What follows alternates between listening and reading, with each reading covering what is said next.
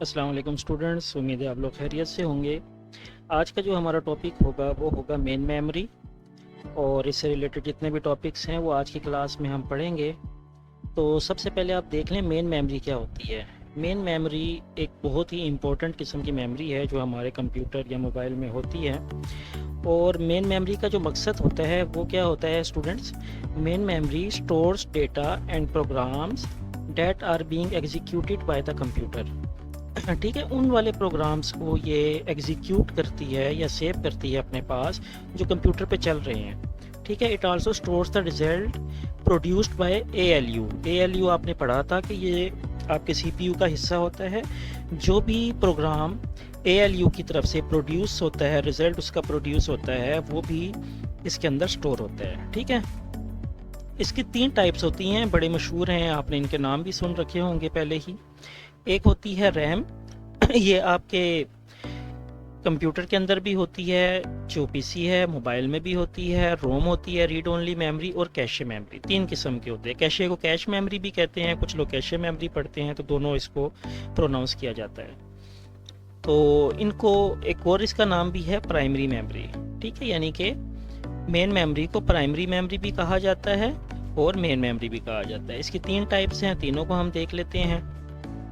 सबसे पहले हम रोम को देखते हैं। रोम का जो मुखफ़फ़ है रीड ओनली मेमोरी का है, ये सिर्फ रीड की जा सकती है, इसके ऊपर एडिट नहीं किया जा सकता। बहुत साइज़ में कम होती है। आपके कंप्यूटर में पहले ही बिल्ट इन ये चिप लगी भी होती है इस तरह से। मैं आपको इसी कुछ शेप्स दिखा देता हूँ रोम किस तरह का होता है। ये देखिएगा, ये इमेज है, ये इस तरह की रोम होती है। ठीक है, ये देखिए, ये रोम होती है, ये आपके कंप्यूटर पे इस तरह से लगी हुई होती है। ठीक है स्टूडेंट्स, ये रोम लगी हुई है इसमें। तो इसका मकसद क्या होता है स्टूडेंट्स रोम का? ROM is a single IC chip which is installed on the motherboard. ये इस तरह आपके मदरबोर्ड के ऊपर पहले ही इंस्टॉल होती है। जब आप कंप्यूटर लेकर आते हैं ये ऑलरेडी इसके ऊपर लगी हुई होती है। ठीक है, it stores the basic input output system, जिसको बायोस कहते हैं। बायोस बड़ी मशहूर टर्म है कंप्यूटर की, जो आप लोगों ने सुन रखी होगी। ये कहाँ पर होती है? ये रोम के अंदर होती है। ठीक है, ये क्या करती है?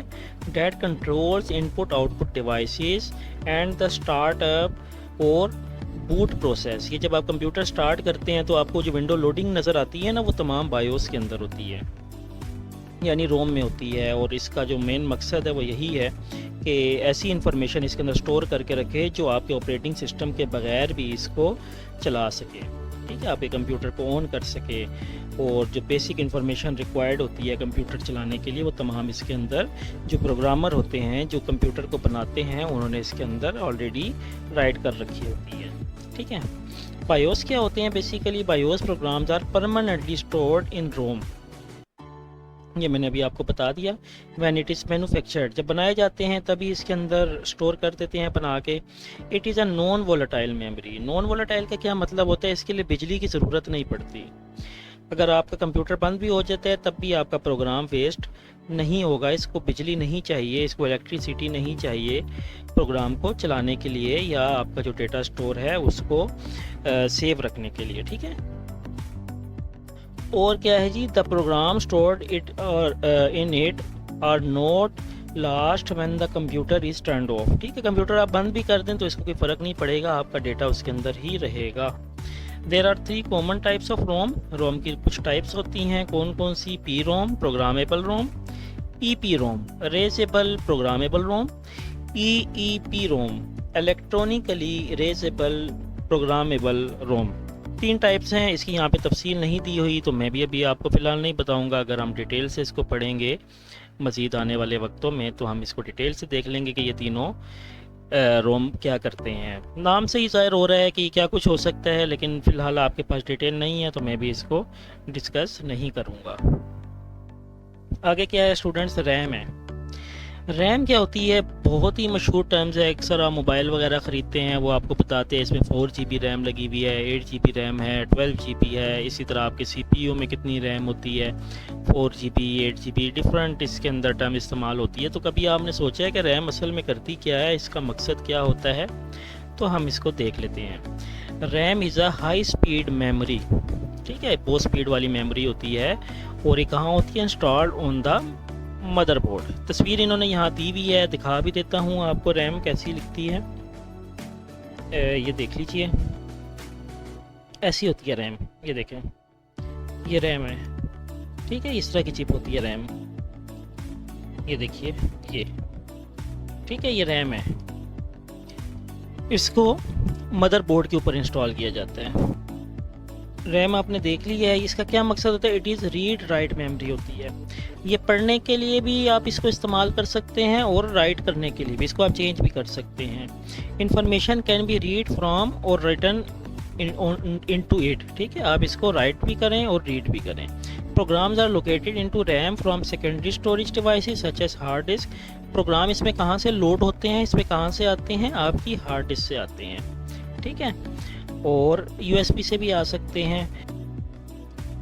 ओके स्टूडेंट, यहाँ पे आप देख सकते हैं कि जो रैम होती है वो भी आपके मदरबोर्ड के ऊपर ही होती है।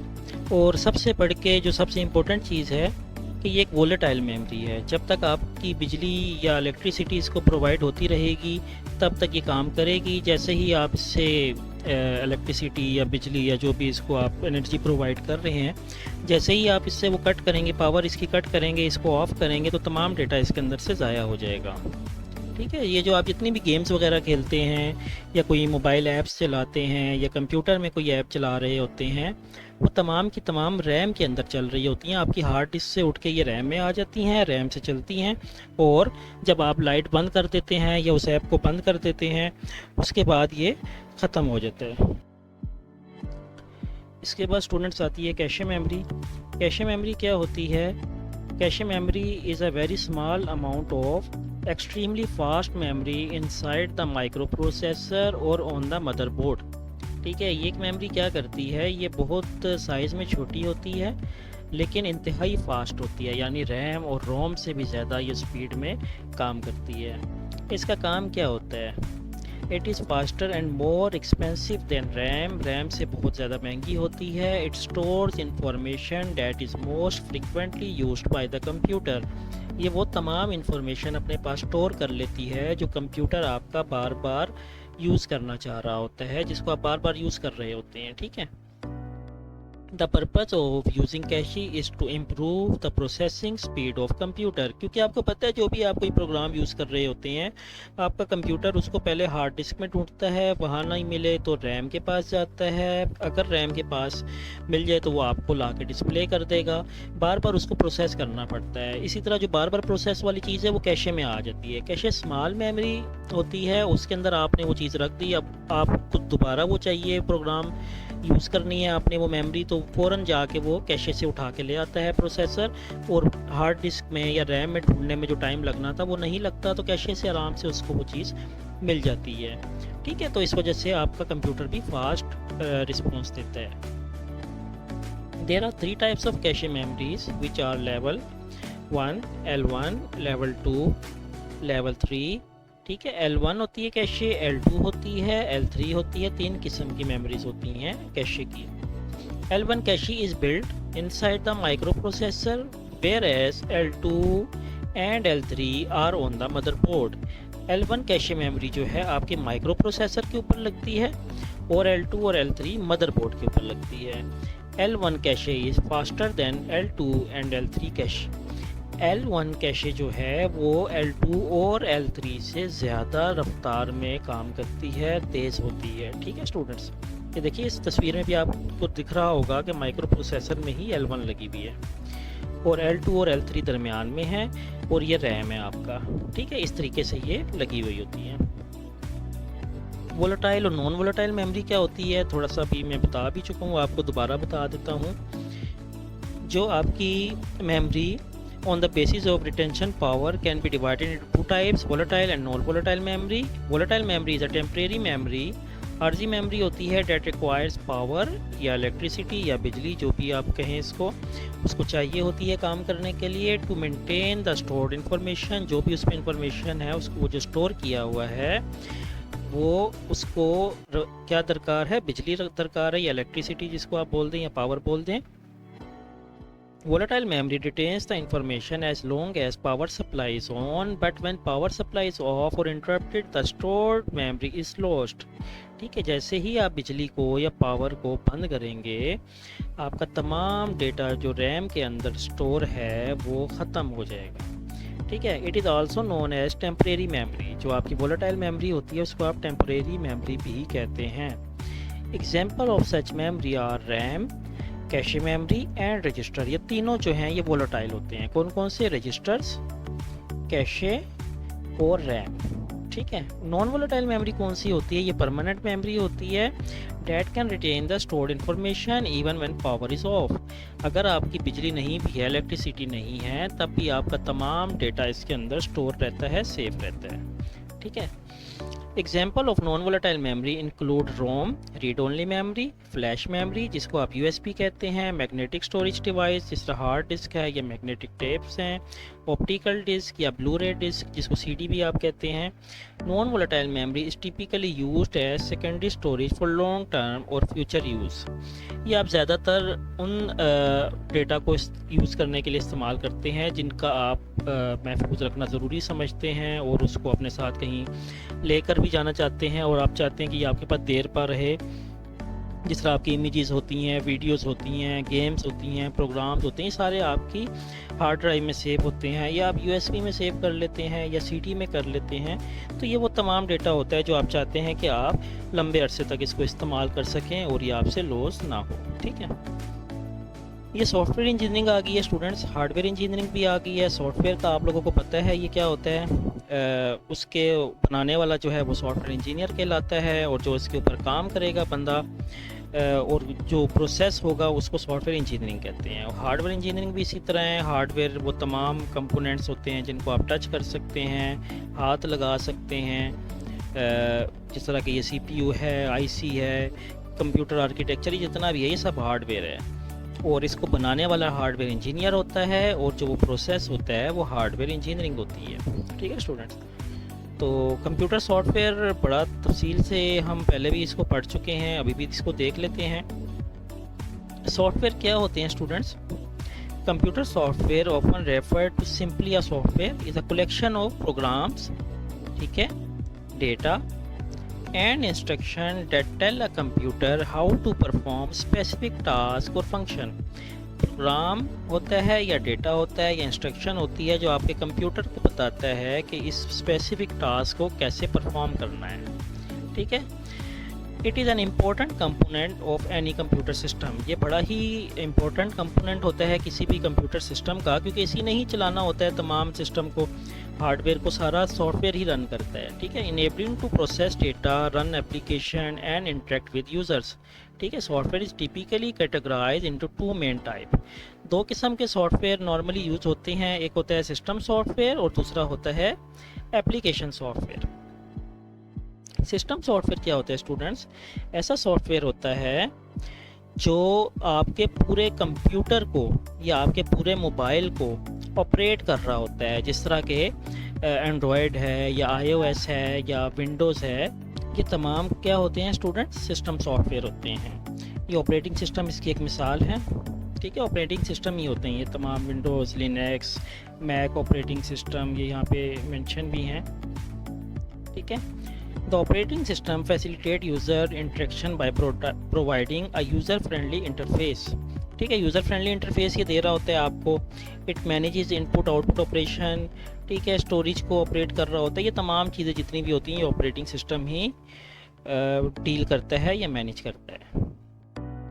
डिवाइस ड्राइवर्स क्या होते हैं? आपकी जितनी भी डिवाइसेस हैं, कीबोर्ड है, माउस है, या आपका स्पीकर है, माइक है, इन तमाम को ऑपरेट करने के लिए भी सॉफ्टवेयर इस्तेमाल होते हैं, उनको डिवाइस ड्राइवर्स कहते हैं।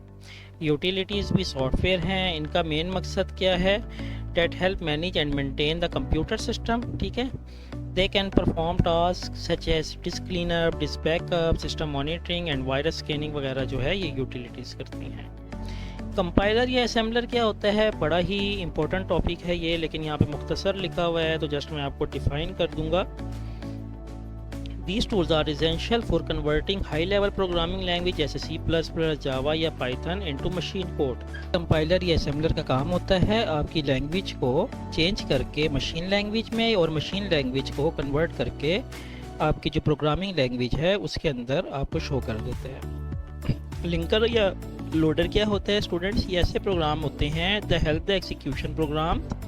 Linker combine multiple objects file into a single executable file while loader load this file into memory for execution। ये ऐसे प्रोग्राम होते हैं लिंकर या लोडर जो क्या करते हैं, हेल्प करते हैं एग्जीक्यूशन ऑफ प्रोग्राम। जो आपके जितने भी प्रोग्राम्स हैं जो आप यूज़ करते हैं अपने कंप्यूटर के अंदर, उनको एग्जीक्यूट होने में, उनको काम करने में हेल्प करते हैं। ओके स्टूडेंट, उसके बाद आते हैं एप्लीकेशन सॉफ्टवेयर। एप्लीकेशन सॉफ्टवेयर वो एप्लीकेशंस होती हैं या एप्स होती हैं या सॉफ्टवेयर एप्लीकेशंस होती हैं जो आप अपने ये गूगल प्ले स्टोर से या एप्पल स्टोर से डाउनलोड करते हैं अपनी सहूलत के लिए, अपनी किसी प्रोडक्टिविटी के लिए या बिज़नेस के लिए या एंटरटेनमेंट के लिए या एजुकेशन के लिए, किसी भी पर्पज़ के लिए जो आप ऐप इंस्टॉल करते हैं अपने कंप्यूटर या मोबाइल में, उनको एप्लीकेशन सॉफ्टवेयर कहते हैं। ठीक है स्टूडेंट्स, तो ये प्रोडक्टिविटी सॉफ्टवेयर कौन से होते हैं? Design to help user perform task efficiently, organise information and create content like document, presentation, spreadsheets and databases. इसकी सबसे बड़ी मिसाल आपका MS ऑफिस है, जिसके अंदर आप अपनी शीट्स भी बनाते हैं, डॉक्यूमेंट टाइप भी करते हैं, पावर पॉइंट बनाते हैं। ठीक है, ये प्रोडक्टिविटी सॉफ्टवेयर है। ये देखिए यहाँ पे इन्होंने एग्जाम्पल के अंदर भी वही दिया हुआ है। और Google workspace, office tool like Google document, sheets. अगर आप ऑनलाइन काम कर रहे हैं तो आप गूगल डॉक्यूमेंट्स वगैरह यूज़ कर लेते हैं उसके लिए, स्लाइड्स बनाने के लिए, या कोई आपने वर्ड डॉक्यूमेंट बनाना है, तो ये तमाम क्या आते हैं? ये प्रोडक्टिविटी सॉफ्टवेयर होते हैं। इसके पास कौन सा सॉफ्टवेयर है? Business software. ये कौन से होते हैं? जिनकी हेल्प से आप अपने बिज़नेस के अंदर जो भी उसकी रिक्वायरमेंट हैं या बिज़नेस से रिलेटेड डिटेल्स हैं उनको आप मैनेज करते हैं, उनको क्या बोलते हैं? Business software. इसकी कुछ मिसालें इन्होंने यहाँ पे लिखी हुई हैं। क्विक बुक्स लिखी हुई है, ये एक सॉफ्टवेयर है। कहाँ इस्तेमाल होता है students? Accounting software for managing financial transaction and generating reports वगैरह बनाने के लिए इस्तेमाल होता है आपके अकाउंट से रिलेटेड। इसी तरह सेल्स फोर्स है, ट्रेलो जो है प्रोजेक्ट मैनेजमेंट के लिए इस्तेमाल होता है।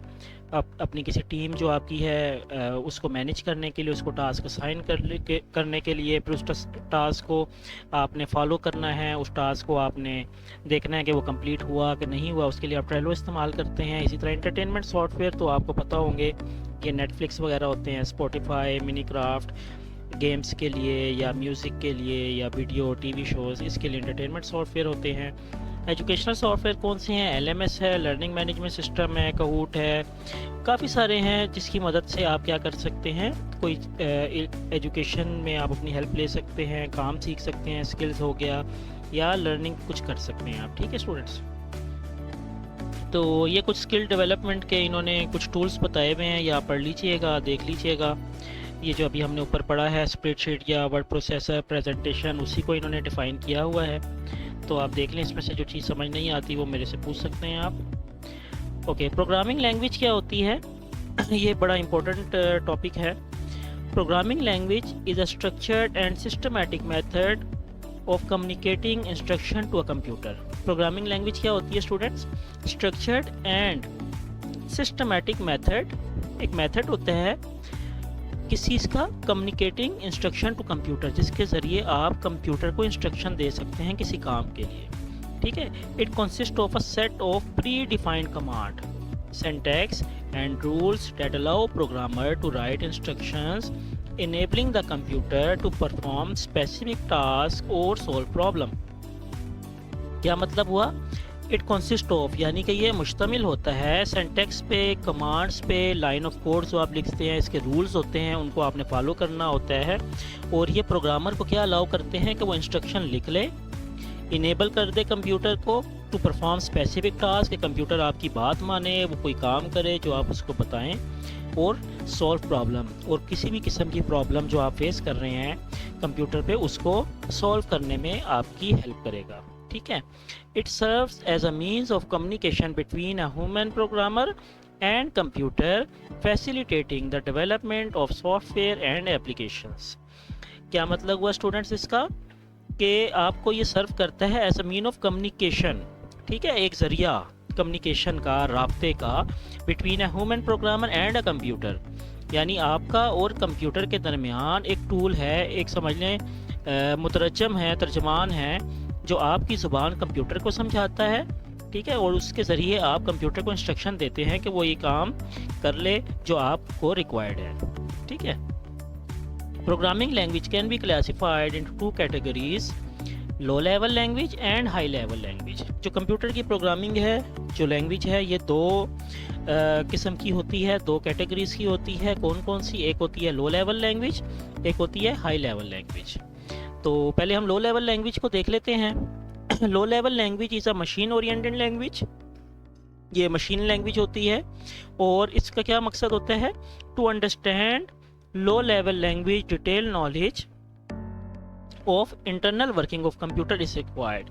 Low level languages include machine language and assembly language। दो टाइप की आपको यहाँ पे हम पढ़ाएंगे, एक मशीन लैंग्वेज आपको पढ़ा देंगे, एक असेंबली लैंग्वेज। मशीन लैंग्वेज पहले देख लेते हैं, ये क्या होती है। Programming language that is directly understood by computer hardware is known as machine language. ऐसी प्रोग्रामिंग लैंग्वेज जो कंप्यूटर बराह रास्त डायरेक्टली अंडरस्टैंड करता है, जो उसका हार्डवेयर होता है, उसको क्या कहते हैं? उस लैंग्वेज को machine language. Machine language is associated with architecture of computer, ठीक है, ये कंप्यूटर के आर्किटेक्चर के साथ डायरेक्टली एसोसिएट होती है, ठीक है students. Therefore program written in machine language for one computer will not work on another. तो जो आप एक कंप्यूटर के लिए लिखते हैं ना स्टूडेंट मशीन लैंग्वेज, ये दूसरे के ऊपर काम नहीं करती, बिकॉज ऑफ डिज़ाइन डिफरेंस, क्योंकि हर कंप्यूटर का जो डिज़ाइन है, आर्किटेक्चर है, वो डिफरेंट होता है। आपने एक के लिए लिखी तो आप दूसरे के ऊपर इस्तेमाल नहीं कर सकते। इसके बाद स्टूडेंट्स आती है असेंबली लैंग्वेज। असेंबली लैंग्वेज भी जो है सिंबॉलिक कोड्स या एब्रीवेशंस के ऊपर मुश्तमिल होती है। It was develop to make computer programming easier than machine language, ठीक है। ये क्यों बनाई गई थी? ताकि आपके कंप्यूटर प्रोग्रामिंग को आसान कर दे मशीन लैंग्वेज की निस्बत, ठीक है। तो abbreviation used in assembly language make it easier to learn and write programs compared to machine language. तो सेम ही है ये भी। इसका मकसद क्या था असेंबली लैंग्वेज का? मशीन लैंग्वेज की निस्बत इसको आसान बनाए कि प्रोग्रामर जो हैं वो आसानी से इसको लिख सकें। मशीन लैंग्वेज मुश्किल होती थी, सिर्फ एक सिस्टम के लिए लिखी जाती थी। असेंबली लैंग्वेज को क्या करते हैं, ये मुख्तलिफ कंप्यूटर्स के लिए भी आप लिख सकते हैं। और a program written in assembly language must be converted into machine language, लेकिन उसको आपने जब इस्तेमाल करना है तो मशीन लैंग्वेज के अंदर करके ही आप इस्तेमाल करेंगे। Before it is executed by computer, a program known as assembler is use to translate assembly language into machine language. ऊपर आपने पढ़ा था असेंबलर या कंपाइलर, आपको मैंने अभी पढ़ाया। उसके अंदर क्या करते थे, ऐसा प्रोग्राम जो आपने असेंबली लैंग्वेज के अंदर लिख लिया, उसको कन्वर्ट करना है मशीन लैंग्वेज में, ट्रांसलेट करना है। वो कौन करेगा? असेंबलर करेगा, ठीक है। वो मशीन लैंग्वेज में आ गया और अब उसको कंप्यूटर समझ सकेगा। ओके, नेक्स्ट क्या है जी? Assembly language allow programmers to have access to all the special feature of the computer they are using, ठीक हो गया जी। Generally a program written in assembly language will required less storage and less running time than one prepared in a high level language. तो ये भी understood सी बात है कि ये कम स्टोरेज भी लेगा और कम टाइम लेगा रनिंग के लिए, ठीक है। Assembly language are still the best choice in some application but their use is gradually declining. Assembly language आजकल कम इस्तेमाल हो रही है और कम इस वजह से हो रही है कि ज़ाहिर बात है ये एक लो लेवल लैंग्वेज है। हाई लेवल लैंग्वेज लोग ज़्यादातर अब इस्तेमाल करते हैं। हम आगे हाई लेवल पढ़ेंगे, आपको अंदाज़ा हो जाएगा कि हाई लेवल क्यों इस्तेमाल कर रहे हैं और असेंबली लैंग्वेज को क्यों छोड़ रहे हैं, ठीक है स्टूडेंट्स। तो हाई लेवल को देख लेते हैं, बस थोड़ा सा देखेंगे, मज़ीद ज़्यादा आगे नहीं जाएंगे। बस ये लैंग्वेज वाले को देखते हैं और उसके बाद ख़त्म करते हैं आज के क्लास को। हाई लेवल लैंग्वेज और इंग्लिश ओरिएंटेड लैंग्वेज होती है स्टूडेंट्स। सबसे बढ़ के इसका फ़ायदा ये है कि आप इंग्लिश में लिखते हैं हाई लेवल लैंग्वेज, जो आपको समझ आ रही होती है। कंप्यूटर को कुछ समझ नहीं आ रही होती आपकी हाई लेवल लैंग्वेज, उसको कैसे समझ आएगी वो मैं आपको बताता हूँ। They are commonly use for writing computer program लिखने के काम आती है जी। This language use English language word such as print, go to, if, and etcetera. ये तमाम इसके अंदर अल्फाज इस्तेमाल होते हैं आपकी कंप्यूटर प्रोग्रामिंग में, हाई लेवल लैंग्वेज में। So they are easy to learn and use होती है, आसानी से आप इस्तेमाल इसको कर सकते हैं क्योंकि आपको याद भी हो जाती है, आप यूज़ भी कर लेते हैं। Some examples of high level language are कौन सी है जी? विजुअल बेसिक है, सी है, जावा है, पास्कल है। पास्कल अब इतना इस्तेमाल नहीं होती स्टूडेंट्स, ये ज़्यादातर आप सी प्लस प्लस अब यूज़ करते हैं। जावा यूज़ होती है, आपकी PHP इस्तेमाल हो रही है, सी शार्प ये आजकल इस्तेमाल हो रही है, पाइथन का बड़ा इस्तेमाल है जी। ये बहुत बेहतरीन किस्म की आजकल की लैंग्वेजेस हैं। A program known as a compiler interpreter is required to translate a high level program into machine language. तो आपकी मशीन लैंग्वेज के अंदर कन्वर्ट करने के लिए आपको एक कंपाइलर चाहिए या इंटरप्रेटर चाहिए, जो भी हमने ऊपर पढ़ा सॉफ्टवेयर के अंदर, ठीक है। Coding and debugging of high level language program is much easier than a program written in a low level language. क्या होता है जी कोडिंग करना या डीबगिंग करना? डीबगिंग कहते हैं अपने प्रोग्राम के अंदर कोई गलतियां निकालने को डीबगिंग कहते हैं। यानी आपने प्रोग्राम लिखा लेकिन वो चल रहा नहीं है, इसका मतलब है उसमें कोई गलती है, उसको ढूंढना और उसको ठीक करना, इसको क्या कहते हैं? डीबगिंग कहते हैं। हाई लेवल लैंग्वेज प्रोग्राम में आसान होता है क्योंकि इस आम सिंपल इंग्लिश लैंग्वेज में होती है, तो आप आराम से इसको ढूंढ के ठीक कर सकते हैं। High level language can be classified into procedural, structural and object oriented programming language. High level language जो है वो क्लासिफाइड करते हैं, हम तकसीम करते हैं प्रोसीजर लैंग्वेज में, स्ट्रक्चर्ड में and object oriented programming language में। इसको हम देख लेते हैं ये होता क्या क्या है। प्रोसीजरल एंड स्ट्रक्चर लैंग्वेज क्या होती है जी? Procedural program is based upon the concept of modular programming. ये कॉन्सेप्ट है कंप्यूटर का। मॉड्यूलर प्रोग्रामिंग क्या होता है जी? In modular programming programs are divided into smaller parts known as modules. क्या होता है इसके अंदर? एक बड़ा प्रोग्राम है, उसको आपने चंद छोटे चंक्स में डिवाइड कर दिया, स्मॉल पार्ट्स में, और उसको आप क्या कहेंगे? Modules. Modular program consist of one or more modules. जो मॉड्यूलर प्रोग्राम होता है ज़ाहिर बात है एक या एक से ज़्यादा मॉड्यूल्स पर मुश्तमिल होता है।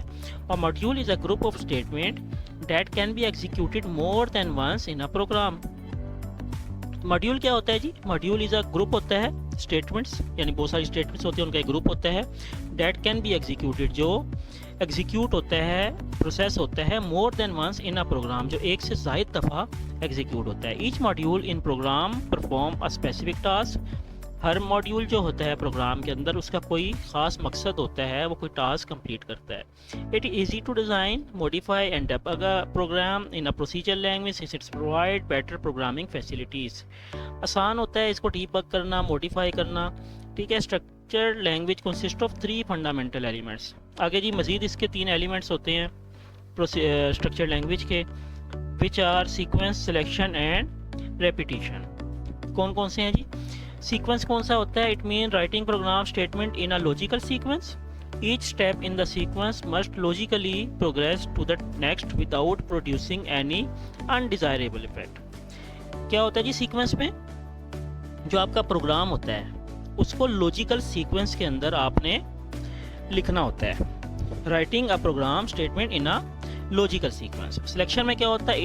It allows the selection of any number of statement based on the result of evaluation of a condition which may be true or false, ठीक है।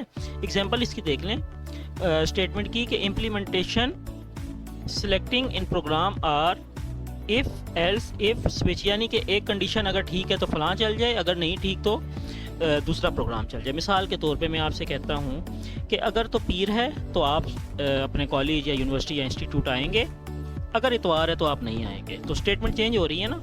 तो सिलेक्शन के अंदर मुंतखब आप कर लेते हैं किसी एक स्टेटमेंट को और उसकी बेस के ऊपर कोई फैसला करते हैं। रिपीटेशन क्या होती है स्टूडेंट? लूप्स होती है, यानी एक ही चीज़ को बार बार रिपीट करने को लूप्स कहते हैं। तो वो भी प्रोसीजरल या स्ट्रक्चर्ड लैंग्वेज के अंदर इस्तेमाल हो रही है। यानी कि जिस तरह टेबल होता है 2 1s are 2, 2 2s are 4, 2 3s are 6, इसके अंदर 2 और मल्टीप्लाई और इक्वली बार बार इस्तेमाल हो रहा है। बाकी 6 चेंज हो रहा है, 8 हो रहा है, 10 हो रहा है, ये बार बार एक ही टेबल चली जा रहा है, लाइन चेंज होती चली जा रही हैं, लेकिन काम एक ही हो रहा है, मल्टीप्लाई हो रहा है सारा, ठीक है स्टूडेंट्स। ओके जी, नेक्स्ट कौन सी हमने देखी थी? Object oriented language. Object oriented क्या होती है? Refers to a programming method that is based on object such as student, vehicle, building, structure. Object oriented programming language में क्या होता है? सेट ऑफ रूल्स होते हैं for defining and managing object. An object can be considered as a thing that can perform a set of activities. ये मैं आपको थोड़ा तफसील से समझाऊंगा क्योंकि आजकल यही सबसे ज़्यादा इस्तेमाल हो रही है। ऊप के कॉन्सेप्ट जितनी भी आजकल की लैंग्वेजेस हैं, C++, जावा, C#, PHP, इसके अंदर ये हो रही है। इसको फ़िलहाल आप सिर्फ पढ़ लें, देख लें, ये हम डिटेल से पढ़ेंगे आगे जाके, ठीक है। ऑब्जेक्ट ओरिएंटेड स्ट्रक्चर्ड को बस ठीक है देख लिया आपने, समझ लें उसको थोड़ा सा जो मैंने समझाया अभी। ऊप को जो है, ऊप के कॉन्सेप्ट हम बाकायदा तफसील से पढ़ेंगे, ठीक है स्टूडेंट्स। तो थोड़ा सा हम देख लेते हैं uses of low level language. कहाँ पे इस्तेमाल होती है लो लेवल लैंग्वेज? जो आपके ऑपरेटिंग सिस्टम में होती है, राइट। ये जो आपके विंडोज़ वगैरह है, एंड्रॉयड है, iOS है, ये जितने भी बने हुए हैं ये लो लेवल लैंग्वेज में बने हुए हैं, असेंबली लैंग्वेज में या मशीन लैंग्वेज में। इसके बाद है जी डिवाइस ड्राइवर जितने भी बनते हैं आपके, ये भी लो लेवल लैंग्वेज होते हैं, जो आपकी creating software to enable communication with hardware devices. ये माइक वगैरह, स्पीकर या कैमरा, ये जितने भी आपकी डिवाइसेस हैं, इनको कंट्रोल करने के लिए आप जो सॉफ्टवेयर बनाते हैं वो लो लेवल लैंग्वेज में होते हैं। एम्बेडेड सिस्टम जैसे प्रोग्रामिंग कंट्रोलर होते हैं या IoT डिवाइसेस को जो कंट्रोल करने के लिए बनाते हैं एम्बेडेड सिस्टम, ये भी लो लेवल में होते हैं। फर्मवेयर मैंने आपको पढ़ाया था, वो भी ऐसा ही है। डेवलपर सॉफ्टवेयर होते हैं जो रिजाइड ऑन हार्डवेयर कंपोनेंट्स के अंदर, जब प्रोग्राम हो रहा होता है, जब आपका ये हार्डवेयर बन रहा होता है, इसके अंदर ही एम्बेड कर देते हैं फर्मवेयर बनाते वक्त, उनको भी लो लेवल लैंग्वेज में ही लिखा जाता है। सिक्योरिटी टूल्स हैं, गेम डेवलपमेंट हैं, ठीक है, ये तमाम किस में होती है? लो लेवल लैंग्वेज में। हाई लेवल लैंग्वेज कहाँ कहाँ इस्तेमाल होती है स्टूडेंट्स? ये जो आपकी मोबाइल, वेब एप्लीकेशन, डेस्कटॉप, ये जितनी भी ऐप्स बनती हैं ना, खासकर एप्लीकेशन सॉफ्टवेयर जो होते हैं आपके, ये हाई लेवल लैंग्वेज में बनते हैं। वेब डेवलपमेंट, ये तमाम जो है ये हाई लेवल लैंग्वेजेस में होती हैं।